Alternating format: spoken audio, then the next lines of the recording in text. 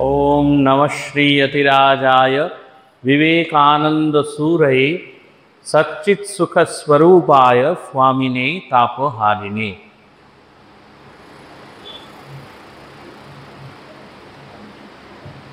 আমরা পাঠ করছিলাম পত্রাবলী থেকে। আজকে যে পত্রটি আমরা পাঠ করার চেষ্টা করব সেটি স্বামীজির ইংল্যান্ড থেকে লেখা। আপনারা হয়তো মনে করতে পারবেন গত মাসে এপ্রিল মাসে আমরা যখন পাঠ করেছিলাম তখন পত্রাবলীর সেই অংশ থেকে আমরা পাঠ করছিলাম যেখানে স্বামীজি ইংরেজ এই যাত্রার অনেকটা প্রশংসা করেছেন এবং তাদের যে এই উত্থানের পেছনে এবং সঙ্গবদ্ধ হয়ে কাজ করার যে একটি অদ্ভুত রকম প্রয়াস বা প্রক্রিয়া রয়েছে তার স্বামীজি ভূয়সী প্রশংসা করেছিলেন। এই পরবর্তী চিঠিতে আমরা একটু দেখব যেখানে স্বামীজি এই চিঠিটি লিখছেন সেই জুলাই মাসেই। আমরা গত চিঠিটি পড়েছিলাম জুলাই মাসের 8 তারিখে স্বামীজি লিখেছিলেন। আমরা যদি একটু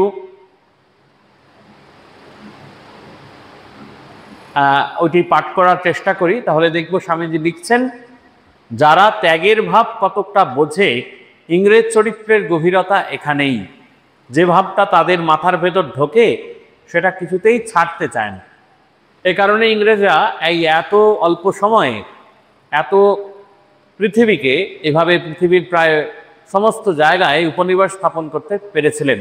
এই অসম্ভব জেদ এবং এই যে কোনো ভাবনার পেছনে একটি চরম গভীরতা। পরবর্তী চিঠিতে দেখব যে স্বামীজিকে যে সমস্ত ভক্তরা স্বামীজির অনুরাগীরা শক্ত করে ধরেছিলেন, এই জেদের সঙ্গে ধরেছিলেন, একটু গভীরভাবে ধরেছিলেন, তারা কিন্তু সফল হয়েছেন। তেমনই একটি চিঠির কথা আমরা পড়ব। স্বামীজির এই চিঠিটা লেখা 14 জুলাই 1896। লিখছেন প্রিয় নঞ্জুন্ড রাও। এই নঞ্জুন্ড রাওয়ের লেখা বেশ কিছু চিঠি আমরা পাই, যিনি কিনা স্বামীজির অত্যন্ত অনুরাগী একজন শিষ্য, যিনি মাদ্রাজি ভক্ত, মাদ্রাজে বসবাস করতেন এবং বর্তমানে আমাদের যেখানে মাদ্রাজের মঠটি রয়েছে সেই মঠের খুব অনতি দূরেই ময়লাপুরেই এই ভদ্রলোকের বাস। এবং স্বামীজির যে যুগান্তকারী যে পত্রিকা প্রকাশ তার অন্যতম হচ্ছে প্রবুদ্ধ ভারত, আপনারা জানেন। এর পেছনে এই নঞ্জুন্ড রাওয়ের কিন্তু একটি বিরাট ভূমিকা বা বিরাট অবদান আমরা জানতে পারি অনস্বীকার্য। স্বামীজি রাওকে লিখছেন প্রবুদ্ধ ভারতগুলি পৌঁছেছে এবং ক্লাসে বিলিও করা হয়েছে। পত্রিকা খুব সন্তোষজনক হয়েছে। ভারতে এর যথেষ্ট প্রচলন হবে নিশ্চয়। আমেরিকাতেও এর কিছু গ্রাহক হতে পারে। ইতিমধ্যেই আমি আমেরিকায় এই কাগজটার বিজ্ঞাপন দেবার ব্যবস্থা করেছি এবং গুড ইয়ার ইতিমধ্যেই তা করে ফেলেছে। কিন্তু এখানে অর্থাৎ ইংল্যান্ডে কাজ অপেক্ষাকৃত ধীরে ধীরে অগ্রসর হবে। এখানে মুশকিল এই যে এরা সকলেই নিজেদের কাগজ বের করতে চায়, আর এমনই হওয়া উচিত। কারণ সত্যি বলতে গেলে কোনো বিদেশি খাঁটি ইংরেজের মতো তেমন ভালো ইংরেজি লিখতে পারে না, এবং খাঁটি ইংরেজিতে লিখলে ভাবের যা বিস্তার হবে হিন্দু ইংরেজিতে তা হতে পারে না। তারপর বিদেশি ভাষায় প্রবন্ধ লেখার চেয়ে গল্প লেখা আরো শক্ত। আমি এখানে গ্রাহক সংগ্রহের চেষ্টায় আছি, কিন্তু বিদেশি সাহায্যের উপর একেবারেই নির্ভর করবেন না। ব্যক্তির মতো জাতিকেও নিজেকে নিজে সাহায্য করতে হবে। এই হচ্ছে ঠিক স্বদেশ প্রেম। যদি কোনো জাতি তা না করতে পারে তবে বলতে হবে তার এখনো সময় হয়নি, তাকে অপেক্ষা করতে হবে। মাদ্রাজ থেকেই এই নতুন আলোক ভারতের সর্বত্র ছড়িয়ে পড়া চাই। এই উদ্দেশ্য নিয়েই আপনাকে কাজ করতে হবে। একটি বিষয়ে কিন্তু আমায় একটু মন্তব্য করতেই হলো। মলাটটা একেবারে রুচিহীন, অতি বিশ্রী ও কদর্য। সম্ভব হলে এটাকে বদলে ফেলুন, এটাকে ভাবব্যঞ্জক অথচ সরল করুন, আর এতে মানুষের মূর্তি মোটেই রাখবেন না। বটবৃক্ষ মোটেই প্রবুদ্ধ হওয়ার চিহ্ন নয়, পাহাড়ও তা নয়, ঋষিরাও নন, ইউরোপীয় দম্পতিও নন। পদ্মফুলি হচ্ছে পুনরুত্থানের প্রতীক। চারুশিল্পে আমরা বড়ই পিছিয়ে আছি, বিশেষত চিত্রশিল্পে। বনে বসন্ত জেগেছে, বৃক্ষলতার নবকিশলয় আর মুকুল দেখা দিয়েছে। এই ভাবের একটি বনের ছবি আঁকুন দেখি। কত ভাবিত রয়েছে, ধীরে ধীরে তা চিত্রশিল্পে ফুটিয়ে তুলুন। লন্ডনের গ্রিনম্যান কোম্পানি যে রাজযোগ চেপেছে, তাতে আমার তৈরি প্রতীকটি দেখুন। আপনি বোম্বেতে তা পাবেন। আমি নিউ ইয়র্কে রাজযোগ সম্বন্ধে যেসব বক্তৃতা দিয়েছিলাম, সেগুলি এই পুস্তকে আছে। আমি আগামী রবিবার সুইজারল্যান্ডে যাচ্ছি এবং শরৎকালে ইংল্যান্ডে ফিরে এসে আবার কাজ শুরু করব। সম্ভব হলে আমি সুইজারল্যান্ড থেকে আপনাকে ধারাবাহিকভাবে কতগুলি প্রবন্ধ পাঠাবো। আপনি জানেন, আমার পক্ষে বিশ্রাম খুব দরকার হয়ে পড়েছে। একান্ত আশীর্বাদক ও শুভানুধ্যায়ী, বিবেকানন্দ। স্বামীজি এই প্রবুদ্ধ ভারতের যিনি অন্যতম অনুঘটক হিসেবে কাজ করেছিলেন, সেই নঞ্জন রাওকে ইংল্যান্ড থেকে লিখছেন। এবং স্বামীজির প্রত্যেকটি চিঠির পিছনেই কিন্তু আমরা দেখতে পাই একটি অভূতপূর্ব দর্শন থাকে, এবং সেই দর্শনকে ভিত্তি করেই স্বামীজি সেই যে ভাবনাটি, সেটিকে আরও শক্ত, আরও দৃঢ় করে দেন। ঠিক তেমনভাবেই স্বামীজি নঞ্জন রাওকে লিখছেন যে এই যে প্রবুদ্ধ ভারত নামক যে পত্রিকাটি, স্বামীজি এটির গোড়াপত্তন করলেন ভারতবর্ষে, সেই পত্রিকাটি যাতে প্রচার প্রসার পায়। এই পত্রিকাটি প্রচার প্রসারের অন্যতম কারণ কি? আপনারা জানেন, স্বামীজি যখন জীবিত অবস্থায় ছিলেন, সেই সময় স্বামী ত্রিগুণাতীতানন্দজির সম্পাদককালীন সম্পাদক করে একটি বাংলায় একটি মুখপত্র প্রচার করলেন, সেটির নাম উদ্বোধন। আমরা সকলেই জানি। ঠিক তেমনভাবেই ইংরেজিতে স্বামীজি যে পত্রিকাটি প্রকাশ করেছিলেন, সেটির নাম প্রবুদ্ধ ভারত। এই প্রবুদ্ধ ভারত পত্রিকার তার যে কোনো কপি পেয়ে স্বামীজি সেই পত্রিকা সম্বন্ধে তার মতামত ব্যক্ত করছেন এবং বলছেন যে ইংল্যান্ডে এই পত্রিকার প্রসার কিন্তু একটু ধীরে ধীরে হবে, কারণ জাতটা এমনই, সে সমস্ত ইংরেজ জাতের সকলেই তারাও চান যে তাদেরই ভাষায় আরেকটি পত্রিকা প্রকাশিত হোক, এবং আর এমনই হওয়া উচিত। তারপরেই স্বামীজি তার দর্শনে চলে যাচ্ছেন, বলছেন এমনই হওয়া উচিত, কারণ সত্যি বলতে গেলে কোনো বিদেশি খাঁটি ইংরেজের মতো তেমন ভালো ইংরেজি লিখতে পারে না, এবং খাঁটি ইংরেজিতে লিখলে ভাবের যা বিস্তার হবে, হিন্দু ইংরেজিতে তা হতে পারে না। তারপর বিদেশি ভাষায় প্রবন্ধ লেখার চেয়ে গল্প লেখা আরও শক্ত। স্বামীজি পরিষ্কারভাবে বলছেন। আর এই সুন্দর একটি চিঠির মধ্যেই কিন্তু স্বামীজি আরেকটি সুন্দর সংজ্ঞা দিচ্ছেন। সেই সংজ্ঞাটি কিসের? সেই সংজ্ঞাটি স্বদেশ প্রেমের। বললেন, বিদেশি সাহায্যের উপরেও একেবারে নির্ভর করবে না। ব্যক্তির মতো জাতিকেও নিজেকে নিজে সাহায্য করতে হবে। বারবার করে স্বনির্ভরতা, কিন্তু এটিই কিন্তু মূল চাবিকাঠি। আপনারা দেখবেন যে আমাদের যে শাখা কেন্দ্রগুলি রয়েছে, বেলুড় মঠ আমাদের প্রধান কার্যালয়, এবং বেলুড় মঠের এই বেলুড় মঠ তার যে শাখা কেন্দ্রগুলো, সেগুলিকে উপদেশ দান করেন, গাইডলাইন তৈরি করে দেন, যে গাইডলাইন অনুযায়ী কিন্তু আমাদের এই আশ্রমগুলি পরিচালিত হয় বা রান করে। ঠিক তেমনভাবেও কিন্তু আশ্রমের যে স্বনির্ভরতা, সেটির জন্য কিন্তু কখনোই প্রধান কার্যালয় সহায়তা করে না। তার কারণ এই যে স্বামীজি বললেন, ব্যক্তির মতো জাতিকেও নিজেকে নিজে সাহায্য করতে হবে। অর্থাৎ যে কোনো জাতিকে যদি জেগে থাকতে হয়, জাগতে হয়, তাহলে অপর দেশের অপর জাতির প্রতি মুখাপেক্ষী হয়ে থাকা চলে না। এটি খুব পরিষ্কার এবং স্পষ্টভাবে বলছেন এই হচ্ছে ঠিক ঠিক স্বদেশ প্রেম। কি ঠিক ঠিক? তাহলে সেই জাতিকে স্বনির্ভর হতে হবে, নিজের পায়ে দাঁড় করাতে হবে। যদি কোনো জাতি তা করতে না পারে, তবে বলতে হবে তার এখনো সময় হয়নি, তাকে অপেক্ষা করতে হবে। মাদ্রাজ থেকেই এই নূতন আলোক ভারতের সর্বত্র ছড়িয়ে পড়া চাই। এই উদ্দেশ্য নিয়েই আপনাকে কাজ করতে হবে। একটি বিষয়ে স্বামীজি এই নাঞ্জন রাওকে সাবধান করছেন এবং বলছেন যে তৎকালীন সময়ে যে পত্রিকাটি স্বামীজি হাতে পেয়েছিলেন প্রবুদ্ধ ভারতের, তার যে প্রচ্ছদ সেটি স্বামীজিকে তেমনভাবে টানেনি, ভালো লাগেনি স্বামীজির। সে কারণে বলছে অতি বিশ্রী এবং কদর্য। আর বলছেন সম্ভব হলে এটাকে বদলে ফেলুন, এটাকে ভাবব্যঞ্জক অথচ সরল করে তুলুন। এই একজন কপরদক্ষিণ সন্ন্যাসী, বেদান্তবাদী সন্ন্যাসী, প্রচুর প্রতিকূলতার মধ্য দিয়ে একেবারে বিদেশ ভূমিতে শ্রীরামকৃষ্ণের বাণী তথা অদ্বৈত বেদান্তের বাণী প্রচারের জন্য স্বামীজি স্বয়ং সেই জড়বাদী আমেরিকায় এবং পরবর্তীকালে ভোগবাদী এই ইংল্যান্ডে বা ইউরোপে প্রচারে গেছেন।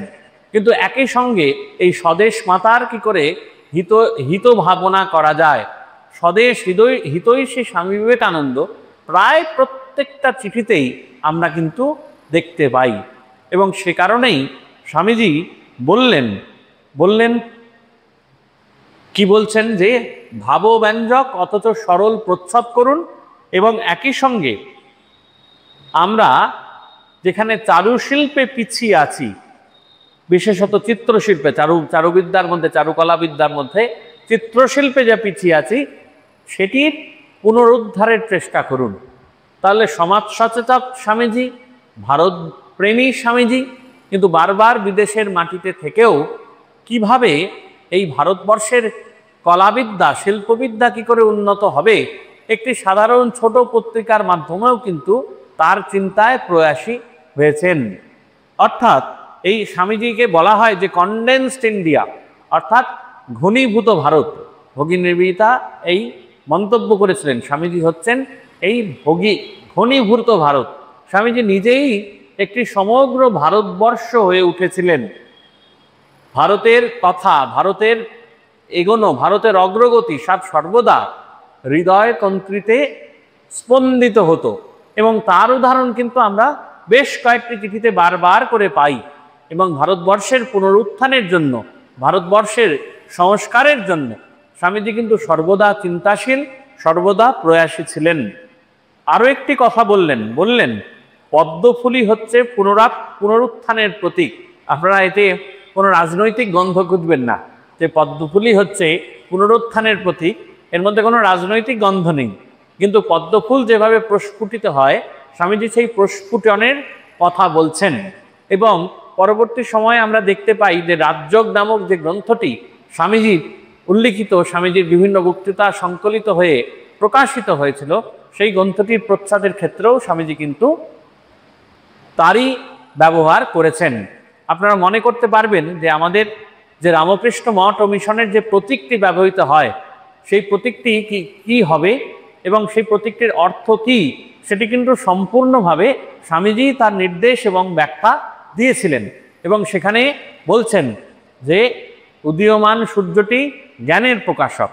তাই তো আপনারা মনে করতে পারবেন নিশ্চয়ই, উদীয়মান সূর্যটি যেমন জ্ঞানের প্রকাশক বলছেন, তেমনি পরমাত্মার প্রকাশক বলছেন সেই হংসটি। তেমনি এই পদ্মফুল কিসের প্রকাশক? পদ্মগুলি হলো ভক্তির পরিচায়ক।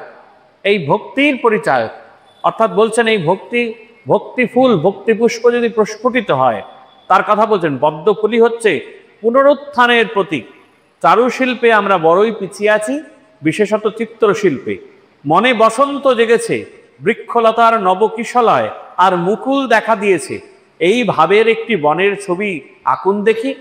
বলছেন এই নবপ্রাণের সঞ্চার করছেন স্বামীজি। বলছেন চারুশিল্প মানে চিত্রশিল্পের উপর জোর দিচ্ছেন, বলছেন অত্যন্ত ভাব গম্ভীর ভাবপ্রসূত অথচ সরল, যা সাধারণ মানুষ খুব সহজভাবে সেটিকে ধরতে পারবেন, তার উপর জোর দিচ্ছেন। বলছেন কত ভাবিত রয়েছে, ধীরে ধীরে তা চিত্রশিল্পে ফুটিয়ে তুলুন। লন্ডনের গ্রিনম্যান কোম্পানি রাজযোগ চেপেছে, ওনার রাজযোগ বইটি, তাতে আমার তৈরি প্রতীকটি দেখুন। আপনি বম্বেতে তা পাবেন। আমি নিউ ইয়র্কে রাজযোগ সম্বন্ধে যেসব বক্তৃতা দিয়েছিলাম সেগুলি এই পুস্তকে আছে।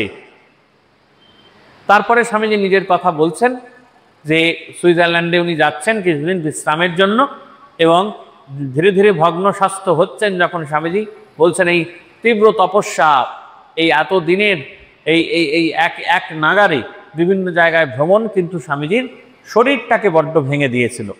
বলছেন আমার পক্ষে বিশ্রাম খুব দরকার হয়ে পড়েছে। একান্ত আশীর্বাদক ও শুভানুধ্যায়ী বিবেকানন্দ। পরবর্তী চিঠিটি একই মাসে লেখা, 25শে জুলাই 1896, লিখছেন মিসেস অলি বুলকে। অলি বুলের পরিচয় আপনারা সবাই জানেন, স্বামীজির অত্যন্ত প্রখ্যাত একজন শিষ্যা। স্বামীজি বলছেন মর্মবাণী, স্বামীজির এই মর্মবাণী বারবার ফুটে উঠছে। স্বামীজি একেবারে প্রথম কথাতেই, প্রথম বাক্যেই বলছেন আমি জগৎটাকে একেবারে ভুলে যেতে চাই, অন্তত আসছে 2 মাসের জন্য একটু কঠোর সাধনা করতে চাই, ওই আমার বিশ্রাম। পাহাড় এবং বরফ দেখলে আমার মনে এক অপূর্ব শান্তির ভাব আসে। এখানে আমার যেমন সুনিদ্রা হচ্ছে এমন অনেক দিন হয়নি। বন্ধুদের আমার ভালোবাসা জানাবেন। ইতি আপনাদের বিবেকানন্দ। পরবর্তী চিঠিটা স্বামীজি লিখছেন মিস্টার স্টাডিকে। লিখছেন আমি অল্প স্বল্প পড়াশুনো করছি, উপোস করছি অনেক এবং সাধনা করছি তারও চেয়ে বেশি। বনে বনে বেরিয়ে বেড়ানোটা আমার কাছে অতি আরামপ্রদ। আমাদের বাসস্থানটি 3টি বিরাট তুষার প্রবাহের নিচে এবং প্রাকৃতিক দৃশ্য অতি মনোরম। ভালো কথা, সুইজারল্যান্ডের হ্রদে আর্যদের আদি ভাসভূমি সম্বন্ধে আমার মনে যাও একটু সন্দেহের ভাব ছিল, তা একেবারে চলে গেছে। তাতারদের মাথা থেকে লম্বা টিকিটা সরিয়ে দিলে যা দাঁড়ায়, সুইজারল্যান্ডের অধিবাসীরা হচ্ছে তাই। স্নেহাশীর্বাদ বিবেকানন্দ। পরবর্তী চিঠিতে স্বামীজি লিখছেন সেই স্টাডি বাড়ি থেকে, রিডিং লন্ডন, অগাস্ট মাসে। লিখছেন লালা বদ্রী শাহকে। বলছেন প্রিয় শাহজি, আপনার সহৃদয় অভিনন্দনের জন্য অশেষ ধন্যবাদ। আপনার কাছে একটি বিষয় জানবার আছে, দয়া করে সংবাদটি জানালে বিশেষ বাধিত হব। আমি একটা মঠ স্থাপন করতে চাই। আলমোড়া বা আলমোড়ার কাছে হলেই ভালো। আমি শুনেছি মিস্টার র্যামজে নামক জনৈক ভদ্রলোক আলমোড়ার কাছে একটি বাংলোতে বাস করতেন। ওই বাংলোর চারিদিকে একটি বাগান আছে। ওই বাংলোটি কেনা সম্ভব হবে কি? দাম কত? যদি কেনা সম্ভব না হয় তবে ভাড়া পাওয়া যাবে কি? আলমোড়ার কাছে কোনো সুবিধা মতো জায়গা আপনার জানা আছে কি, যেখানে বাগ বাগিচা সহ আমাদের মঠ প্রতিষ্ঠিত হতে পারে? সঙ্গে বাগান প্রভৃতি অবশ্যই থাকা চাই। একটা গোটা ছোট পাহাড় হলেই ঠিক আমার মনোমতো হয়। আশা করি শীঘ্র আপনার উত্তর পাব। আপনি এবং আলমোড়ার অন্যান্য সব বন্ধুরা আমার আশীর্বাদ ও ভালোবাসা জানবেন। তার পরের চিঠিটি একই দিনেই লিখছেন স্বামীজি সুইজারল্যান্ড থেকে। লিখছেন মিস্টার স্টাডিকে। লিখছেন আজ সকালে অধ্যাপক ম্যাক্স মুলারের একখানি পত্র এসেছে। তাতে খবর পেলাম শ্রীরামকৃষ্ণ সম্বন্ধীয় প্রবন্ধটি 19th সেঞ্চুরি পত্রিকার অগাধ সংখ্যায় প্রকাশিত হয়েছে। তুমি কি তা পড়েছ? তিনি ওই বিষয়ে আমার মত চেয়েছেন। এখনো তা দেখিনি বলে তাকে কিছু লিখতে পারছি না। তুমি যদি তা পেয়ে থাকো তো দয়া করে আমার ঠিকানায় পাঠিয়ে দাও। ব্রহ্মবাদিনের কোনো সংখ্যা এসে থাকলে তাও পাঠিও। ম্যাক্স মুলার আমাদের কার্যধারা জানতে চান এবং মাসিক পত্রিকা সম্বন্ধেও খবর চান। তিনি যথেষ্ট সাহায্যের আশ্বাস দিয়েছেন এবং শ্রীরামকৃষ্ণ পরমহংসদেব সম্বন্ধে একখানি গ্রন্থ লিখতে প্রস্তুত আছেন। আপনারা জানেন যে ম্যাক্স মুলারের একটি অনবদ্য বা অবিস্মরণীয় সৃষ্টি হচ্ছে শ্রীরামকৃষ্ণ জীবনী, এবং শ্রীরামকৃষ্ণ জীবনী ম্যাক্স মুলার এত সুন্দর সাহিত্যিক, ম্যাক্স মুলার এত সুন্দর করে দার্শনিক ম্যাক্স মুলার এত সুন্দর করে লিখেছিলেন, সেটি কিন্তু আমাদের এখনও সম্পদ হয়ে আছে। এবং সেটি সম্পর্কে লিখবার আগে স্বামীজির কাছে যথার্থ মতামত প্রার্থনা করে ম্যাক্স মুলার কিন্তু একটু চিঠি দিয়েছেন।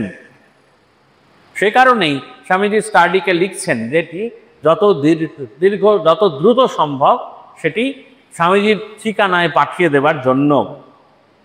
এবং যে পত্রিকায় সেটি ছেপেছে এটি একেবারে প্রথম সারির পত্রিকা তৎকালীন সময়ে।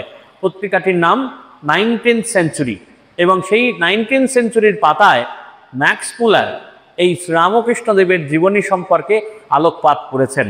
আমাদের ভাবতে বেশ অবাক লাগে। কামারপুকুরের একটি অখ্যাত গ্রাম, সেই গ্রামের এক পাগলা বামুন, যিনি দক্ষিণেশ্বরের প্রথমের বেশকার, পরবর্তী সময়ের পূজারী, সাধারণ মানুষ যার কাঁধে কাপড় থাকে, কখনো কখনো শরীরে কাপড় থাকে না, এদিক ওদিক হেঁটে বেড়ান, চলে বেড়ান উদ্যান পথে, পঞ্চবটিতে গিয়ে তপস্যা করেন, মা মা বলে চিৎকার করেন, কখনো কখনো ভক্তসঙ্গ করেন।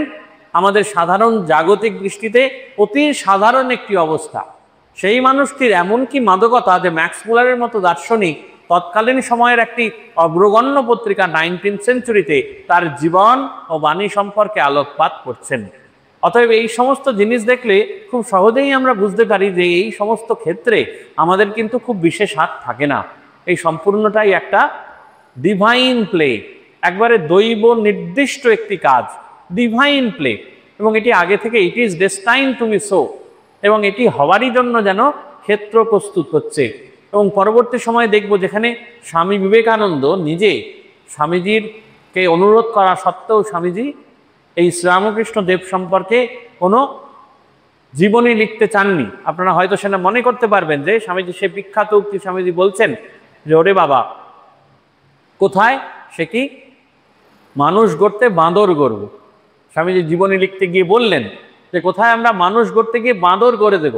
যে শ্রীরামকৃষ্ণ এত ভাবময়, স্বামী বিবেকানন্দ তার প্রধান শিষ্য, তিনি বলছেন কোথায় মানুষ গড়তে গিয়ে বাঁদর গড়ে দেবে। সেই দুঃসাধ্য কাজটি কিন্তু বাংলায় করলেন স্বামী শারদানন্দ। ধ্যানালোকে বসে বসে এই শ্রীরামকৃষ্ণ জীবনীটি অমূল্য একটি আকর গ্রন্থ রচনা করলেন, এবং একই সঙ্গে বিদেশের মাটিতে ম্যাক্স মুলারও কিন্তু এই কাজটি করে তুললেন। এবং সে কারণে স্বামীজি এর জরুরি অবস্থা বুঝে কিন্তু স্টাডিকে বলছেন যে যত দ্রুত সম্ভব সেটি আমার ঠিকানায় পাঠিয়ে দাও। আমার মনে হয় পত্রিকাদি সম্বন্ধে তার সঙ্গে তোমার সরাসরি পত্রালাপ করাই উচিত। 19th সেঞ্চুরি পড়ার পরে তার পত্রের উত্তর দিয়ে যখন আমি তোমাকে তার চিঠিখানি পাঠিয়ে দেব, তখন তুমি দেখতে পাবে যে আমাদের প্রচেষ্টায় তিনি কত খুশি হয়েছেন এবং যথাসাধ্য সাহায্য করতে রাজি আছেন। পুনশ্চ আশা করি বড় পত্রিকাখানি সম্বন্ধে ভালো করে ভেবে দেখবে। আমেরিকায় কিছু টাকা তুলতে পারা যাবে এবং কাগজখানি নিজেদের হাতেই রাখা যাবে। তুমি ও ম্যাক্স মুলার কি প্রকার কার্যধারা ঠিক করো তা জেনে আমি আমেরিকায় পত্র লিখব ভেবেছি। যে গাছের ফল ও ছায়া আছে তারই আশ্রয় নিতে হয়। আবার দর্শনে চলে গেছেন, কিন্তু স্বামীজি বলছেন যে গাছের ফল ও ছায়া আছে তারই আশ্রয় নিতে হয়। ফল যদি নাই বা পাওয়া যায়, ছায়া থেকে তো কেউ বঞ্চিত করতে পারবে না। সুতরাং শিক্ষণীয় এই যে বড় বড় কাজ এভাবেই করা উচিত। শিক্ষণীয় এই যে বড় বড় কাজ এভাবেই করা উচিত। স্বামীজি বড় বড় কাজ কিভাবে করা উচিত তার একটি ছোট্ট অভিমত প্রকাশ করলেন এবং বললেন যে গাছের ফল ও ছায়া আছে তারই আশ্রয় নিতে হয়। ছোট গাছের ফল আর ছায়া তো নেই, বলে ফল যদি নাই বা পাওয়া যায়, ছায়া থেকে তো কেউ বঞ্চিত করতে পারবে না। তাই সুতরাং শিক্ষণীয় এই যে বড় বড় কাজ এভাবেই করা উচিত। স্বামীজি তার পথ নির্দেশ করে বললেন যে বড় বড় কাজ কিভাবে করা যায়। পরবর্তী পত্রিকাটি আমরা দেখব। পরবর্তী পত্রিকাটি লিখছেন প্রিয় আলাসিঙ্গাকে। আলাসিঙ্গা পেরুমলের কথা আপনারা জানেন, স্বামীজির অন্যতম আরেকজন প্রিয় অনুরাগী।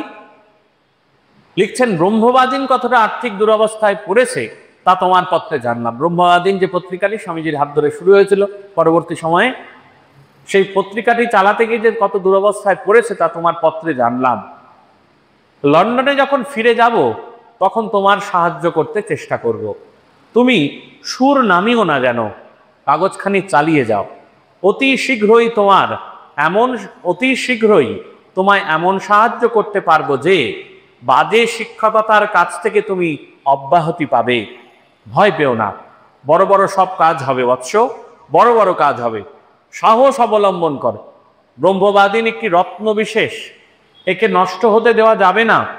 অবশ্য এই জাতীয় পত্রিকাকে সর্বদাই ব্যক্তিগত বদান্যতার দ্বারা বাঁচিয়ে রাখতে হয়, আর আমরা তাই করব। আরো মাস কয়েক আঁকড়ে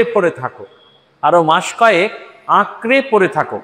ম্যাক্স মুলারের শ্রীরামকৃষ্ণ সম্বন্ধীয় প্রবন্ধটি 19th সেঞ্চুরিতে বেরিয়েছে, সেটি পেলেই আমি তোমায় পাঠিয়ে দিব।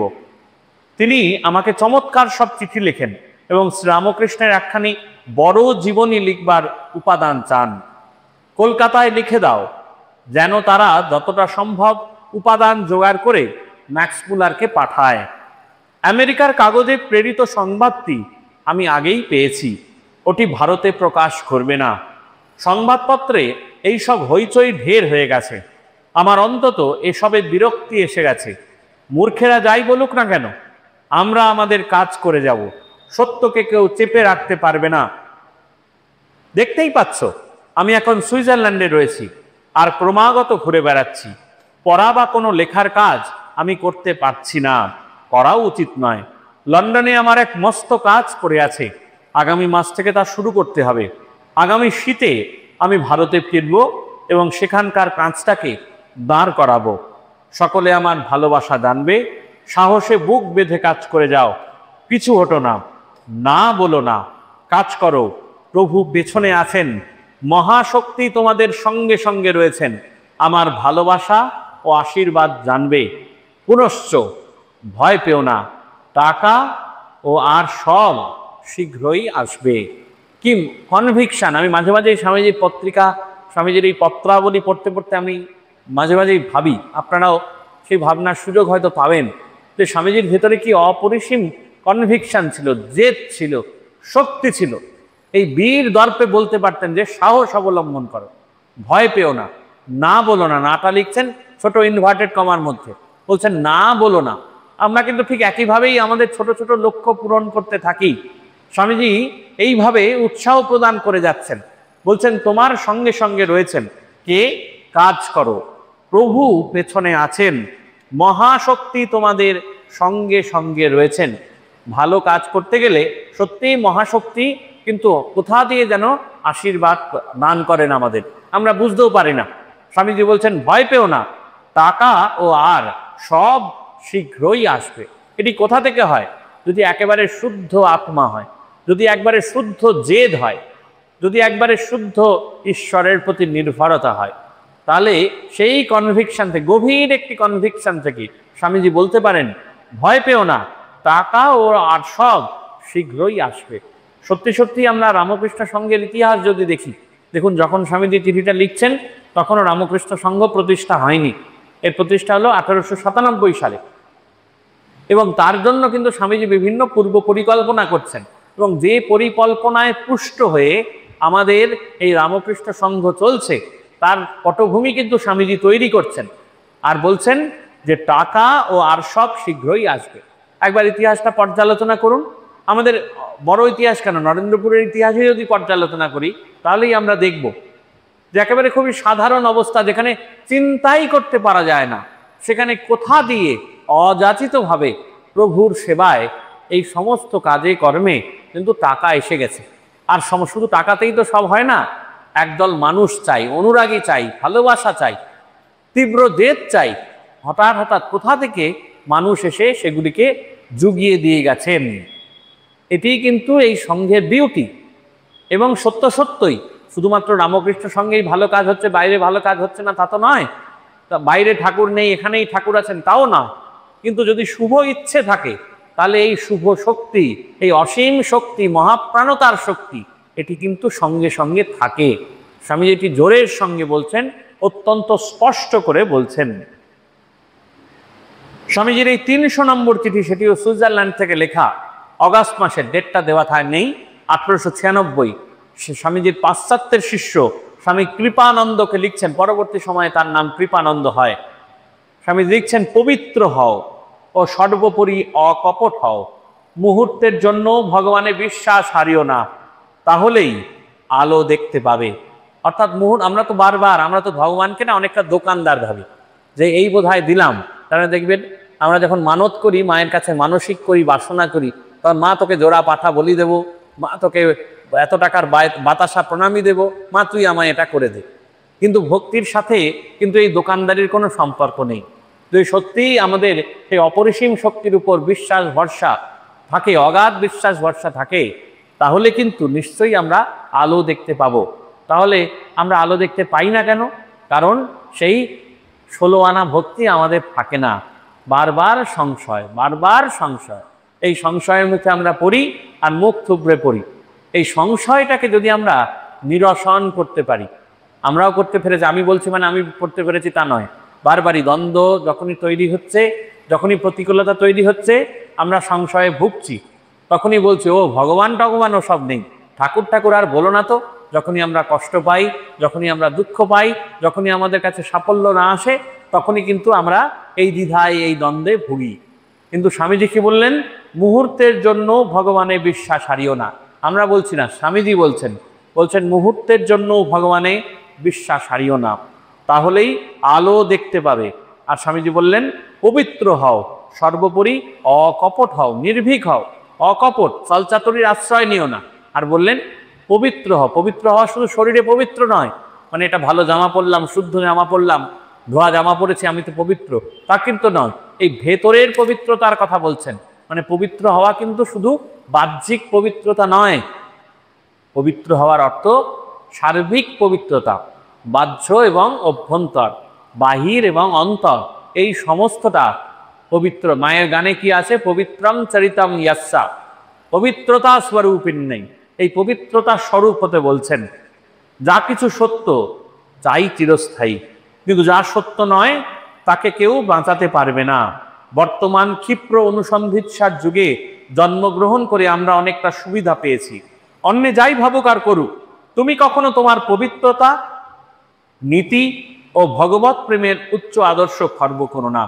সর্বোপরি সব রকম গুপ্ত সমিতির বিষয়ে সতর্ক থেকেও। ভগবত প্রেমিকের পক্ষে চালাকিতে ভীত হবার কিছুই নেই। ভগবত প্রেমিকের পক্ষে, যে ভগবত প্রেমী, যে ভগবানে বিশ্বাস করেছে, সে চালাকিতে একেবারে ভয় পেয়ে যাবে না। আমরা বলি তো আর চলে না, যা সব চলছে। দেখবেন মাঝে মাঝেই আমরা এই নেগেটিভ কথাটা বলি তো, নেতিবাচক কথা বলি, কিন্তু আমাদের তার মধ্যেও কিন্তু আশার আলো পেতে হবে।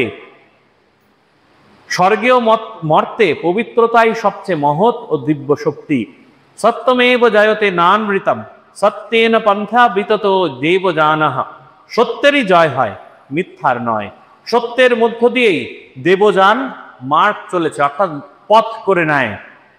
কে তোমার সহগামী হলো বা না হলো তা নিয়ে মোটেই মাথা ঘামিও না। কে তোমার সাথে, একলা চলো রে, কে তোমার সাথে গেল তা নিয়ে মাথা ঘামিও না। শুধু প্রভুর হাত ধরে থাকতে যেন কখনোই ভুল না হয়, তাহলেই যথেষ্ট। যেন কথাগুলো আমাদেরই জন্য বলছেন যে কে তোমার সাথী হলো, সহগামী হলো বা না হলো তা নিয়ে মোটেই মাথা ঘামিও না, শুধু প্রভুর হাত ধরে থাকো। সেই হাত ধরতে যেন কখনোই ভুল না হয়, তাহলেই যথেষ্ট। গতকাল আমি মান্টি রোজার তুষার প্রবাহের ধারে গিয়েছিলাম এবং সেই চিরতুষারের প্রায় মাঝখানে জাত কয়েকটি শক্ত পাপড়ি বিশিষ্ট ফুল তুলে এনেছিলাম। তারই একটি এই চিঠির মধ্যে তোমাকে পাঠাচ্ছি। আশা করি জাগতিক জীবনের সর্বপ্রকার বাধা বিপর্যয় রূপ হিমরাশি ও তুষারপাতের মধ্যেও তুমিও ওই রকম আধ্যাত্মিক দৃঢ়তা লাভ করবে। কি সুন্দর একটি উদাহরণ দিলেন স্বামীজি। বললেন সেই তুষার প্রবাহের কাছে গেলাম এবং সেখানে দেখলাম সারা চারিদিক বরফ, তীব্র হিমপ্রবাহ, তুষারপাত, কিন্তু তার মধ্যেও এই প্রাণের সঞ্চার হয়েছে। শক্ত পাপড়ি বিশিষ্ট ফুল। ওই শক্ত পাপড়ি বিশিষ্ট ফুল কেন তৈরি হয়েছে? এই চারিদিকের যে প্রতিকূলতা, চারিদিকের যে সমস্যা, সেই যে ফুল গাছের, সেগুলিকে সব জয় করে সেই চরম তুষার প্রবাহের মধ্যেও কিন্তু এই শক্ত বাপরি বিশিষ্ট গাছটি বেঁচে আছে, প্রাণ সঞ্চারিত হয়েছে। তাই বললেন এইগুলি, এই যে সর্বপ্রকার বা এই তুষার যে হিমপ্রবাহ, এটি বাধাবিঘ্ন রূপ আমাদের জীবনের। এবং তুষারপাতের মধ্যেও তুমি ওই রকম আধ্যাত্মিক দৃঢ়তা লাভ করবেন। ওই যে মোটা ফুলের যে পাপড়ি পাঠাচ্ছেন স্বামীজি চিঠির সাথে, যেন ওই রকম হতে বলছেন, সেই রকম দৃঢ় হতে বলছেন, যে বারবার এই প্রতিকূলতাকে জয় করে যে সহনশীল হয়ে এই মাথা তুলে দাঁড়াতে পারে। অর্থাৎ ওই যে রবীন্দ্রনাথ বললেন, আঘাত আসুক নব নব, আঘাত খেয়ে অটল রব। এই আঘাত খেয়ে অটল রওয়ার কথা, অটল থাকার কথা স্বামীজি বলছেন। তোমার স্বপ্নটি খুবই সুন্দর। স্বপ্নে আমরা আমাদের মনের একটা কথা স্তরের পরিচয় পাই, যা জাগ্রত অবস্থায় কখনো পাই না। এবং কল্পনা যতই অবাস্তব হোক না কেন, অজ্ঞাত আধ্যাত্মিক সত্যসমূহ তার পশ্চাতেই অবস্থান করে। আবার বলছেন সাহস অবলম্বন করো, মানব জাতির কল্যাণের জন্য আমরা যথাসাধ্য চেষ্টা করব, বাকি সব প্রভুই জানেন।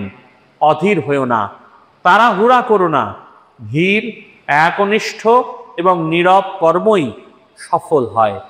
কি কোন কর্ম সফল হয়? বলছেন ধীর, যে কাজ ধীরে হয়, যে বাড়ি ধীরে ধীরে তৈরি হয়েছে সে বাড়ির মজবুতি বা টেকসই কিন্তু অনেক বেশি।